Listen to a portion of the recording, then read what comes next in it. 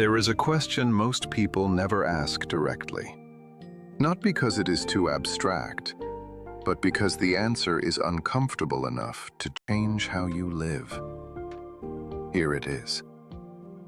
What if the life you have been building is actually working against the life you want to feel?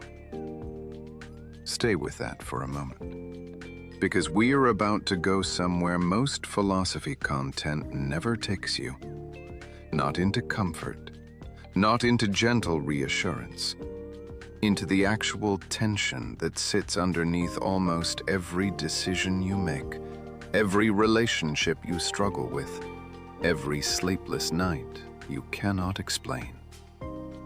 There are two visions of freedom that are quietly at war inside you right now, and most people never name them.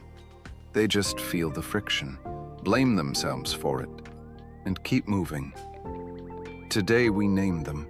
We trace where each one leads, and we look honestly at what each one costs. This is not a video about which path is right. This is a video about why choosing one, really choosing it, changes everything. Save this one.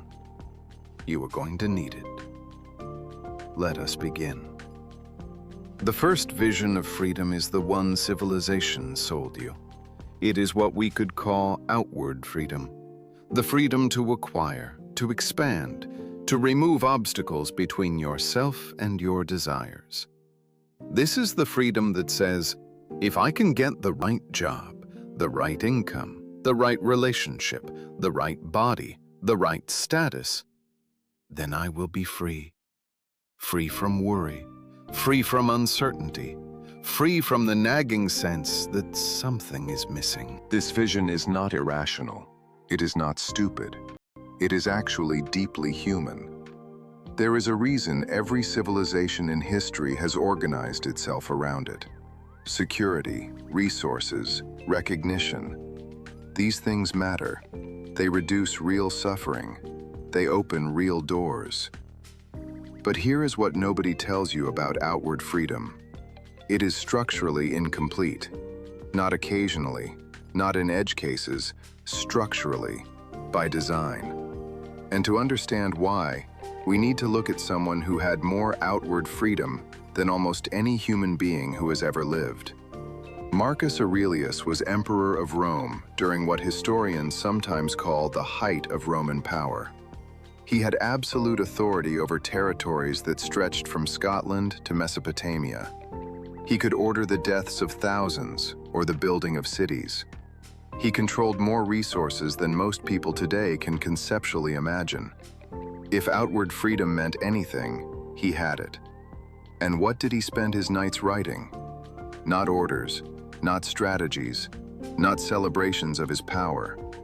He wrote to himself about how to not be destroyed by his own mind. He wrote about the fact that most of what happens to him is outside his control.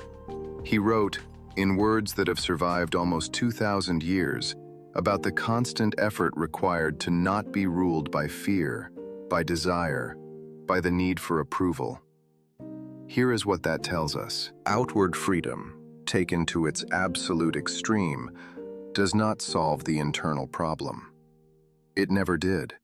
It just makes the internal problem more visible by removing the excuse that things would be fine if only you had more. The man who had everything still had to fight his own mind every day.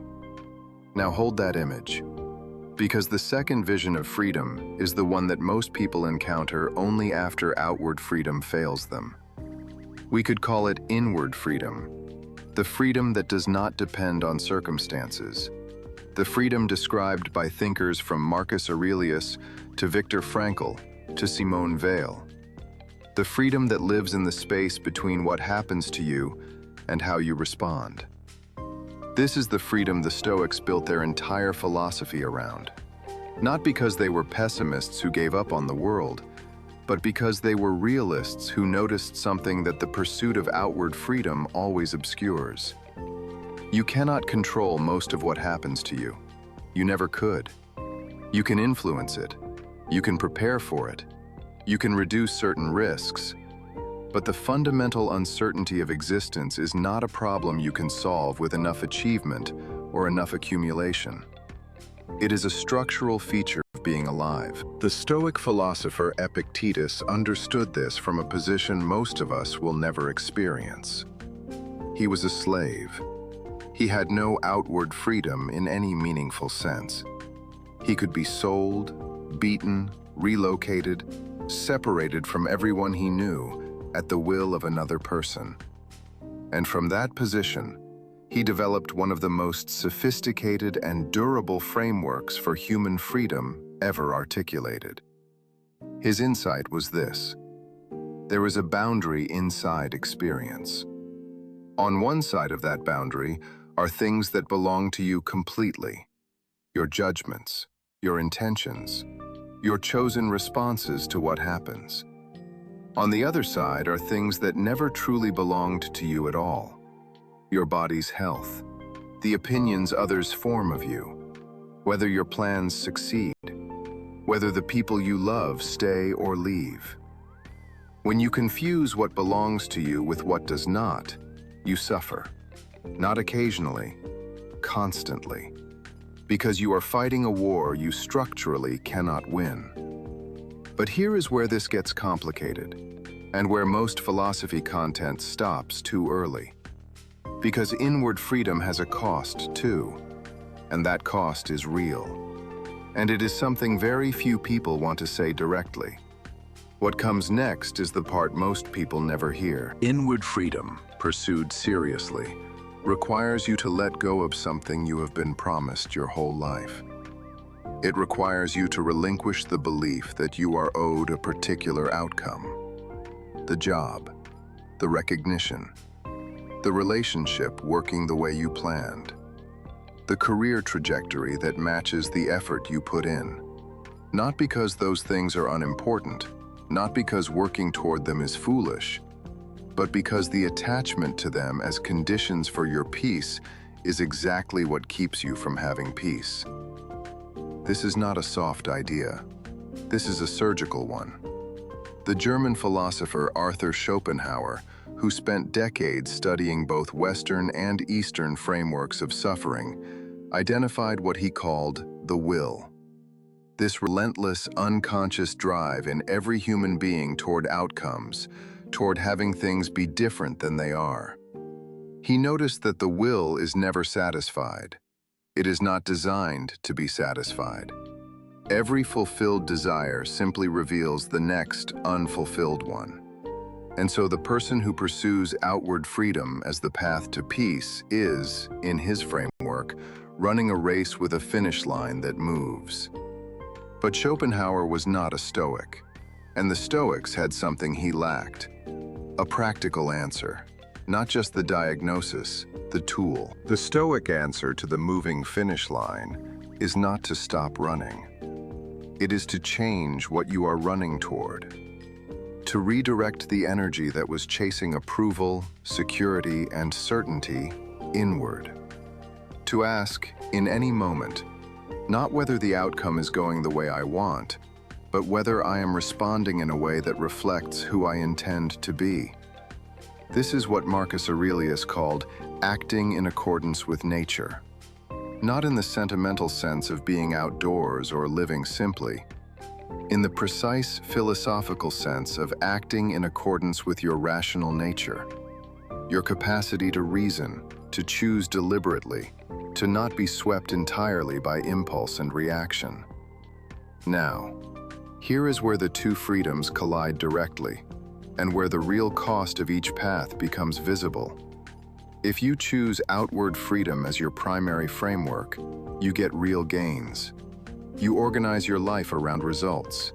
You compete, you adapt, you accumulate. And sometimes, often, you succeed. Real things improve. Real suffering decreases. There is nothing wrong with this.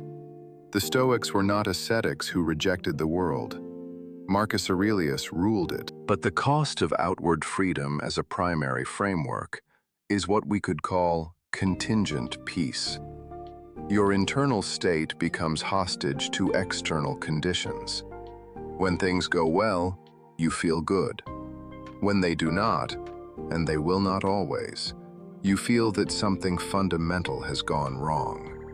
Not just a setback, a verdict, a sign that you are failing at living. The ground under you becomes unreliable because it is, literally, made of circumstances you cannot control. And here is the subtle psychological trap. The more you succeed in outward freedom terms, the higher your baseline of expectation climbs. What felt like abundance at 20 feels like barely enough at 35. What felt like recognition at one level feels like obscurity at the next. The hedonic treadmill, as psychologists call it, is not a flaw in the system. It is the system. It is exactly how the pursuit of outward freedom sustains itself. Now the cost of inward freedom, because it has one, a serious one. Choosing inward freedom as your primary orientation means accepting a kind of radical responsibility that is genuinely uncomfortable. If your peace does not depend on circumstances, then you cannot legitimately blame circumstances for your lack of peace. If your responses are truly within your domain, then no one else is fully responsible for your internal state. This sounds liberating, and it is. But it also means that the most comforting story most people tell themselves, the story that says, "I would be fine if only this or that were different," loses its force. And that story is often all that is standing between someone and a reckoning with how they are actually living. The philosopher Albert Camus, who was not a Stoic but who grappled with adjacent questions, wrote about what he called bad faith. The human tendency to outsource responsibility for our choices to circumstances, to other people, to systems, to fate. He saw this as one of the deepest forms of self-betrayal. Not because the circumstances are not real, they are, but because surrendering authorship of your responses to those circumstances is surrendering the only thing that is genuinely yours. Inward freedom demands authorship, constant, uncomfortable authorship. And most people, when they first encounter this idea seriously, feel two things in quick succession. First, a flash of recognition. Yes, this is true. I have always known this. And then, almost immediately, resistance. Because authorship is heavy.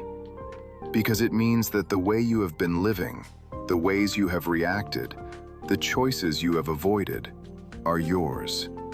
Not your parents, not your circumstances, not your cultures, yours. Most people don't make it to this point in a conversation about philosophy. You did. And that says something about why you are here. So where does this leave us? With two paths, each with real value, each with a real price. And a question that the architecture of the tension finally allows us to ask cleanly. Can you have both? Here is the honest answer. Not as equals. Not without deciding which one serves the other. This is the insight that most modern self-help misses entirely. It tries to synthesize the two freedoms without forcing the question of hierarchy. It says, pursue your goals and cultivate inner peace and practice gratitude and build resilience. As if these are simply additive. As if you can collect them like tools in a bag without asking which tool is load-bearing. The Stoics were more honest about this. They said, outward pursuits are what they called preferred indifference. Things that are reasonable to pursue, that have value in a functional sense, but that do not constitute the good life in themselves. The good life, for a Stoic, was defined by virtue, by the quality of your engagement with existence, not the outcomes of that engagement.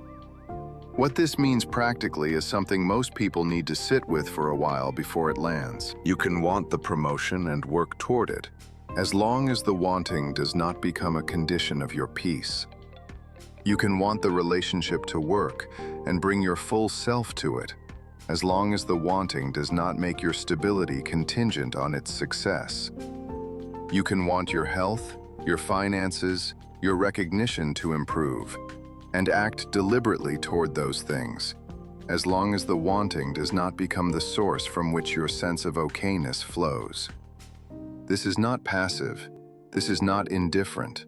This is actually a more demanding way to engage with the world, not less, because it means bringing full effort to things you are willing to release.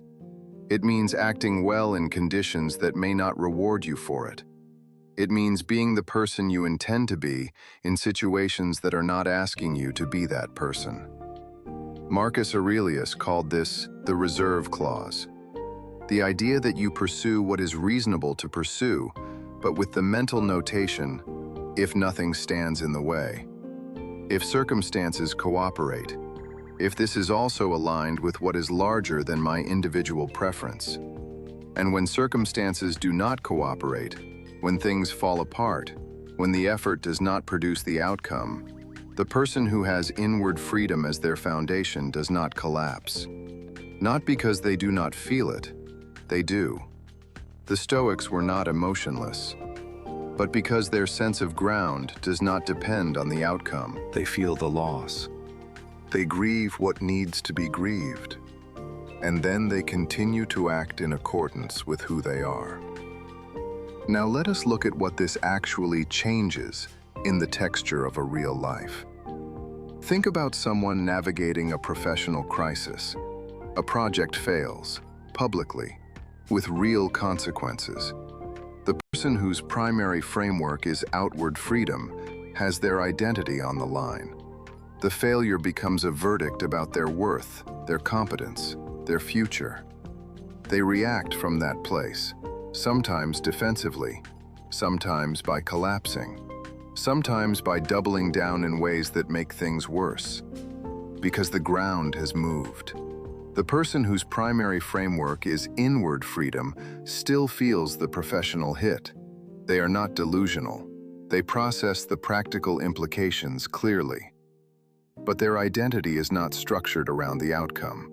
Their question shifts, not, how do I recover what I lost? But, given what has happened, what is the most useful and honest way to engage with this now? That shift seems small. It is not small. It changes the entire quality of the response. It changes what becomes visible as an option. It changes who you are in the aftermath, which changes what the aftermath actually produces. Here is another layer that needs to be said. Inward freedom is not something you achieve and then maintain effortlessly. It is a practice, a daily, sometimes hourly practice. The Stoics were explicit about this. Marcus Aurelius wrote his private reflections not because he had arrived at equanimity, but because he was fighting for it constantly. The same man who ruled an empire went to bed some nights writing to himself about why he should not let a difficult person ruin his morning. This is important because there is a version of Stoic philosophy that gets absorbed as an identity rather than practiced as a discipline. People who say they do not care about outcomes, but what they actually mean is they have suppressed caring, which is not the same thing and produces very different results. Suppression is a form of control, which is a form of outward freedom applied inward. Real equanimity is not suppression. It is full contact with what is happening, combined with an unwillingness to let what is happening be the final word on how you engage. The philosopher Simone Weil, who wrote in the 20th century and drew from both Christian mysticism and ancient Greek thought, described something she called attention, a quality of presence that is neither grasping nor fleeing, neither forcing an outcome nor retreating from reality, just full, honest attention to what is. She saw this as one of the most radical and most difficult things a human being could practice, because real attention means seeing what is there, not what you want to be there.